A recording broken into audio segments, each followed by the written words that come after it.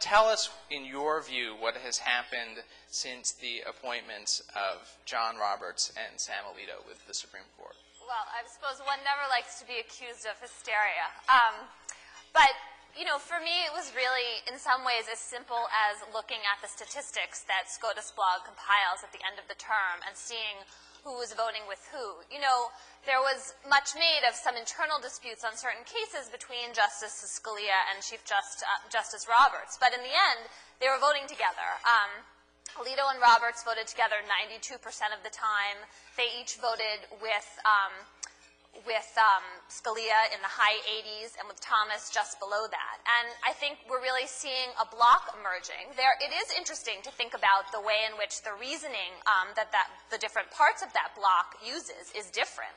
But that's really sort of a sideshow.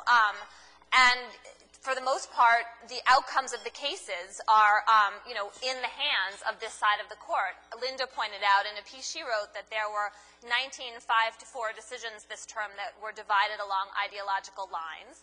Justice Kennedy went with the conservative 4 in 13 of those cases. And even in the remaining 6, 4 of them had to do with Texas death penalty law. So, you know, purely when you look at the numbers, you see a shift happening.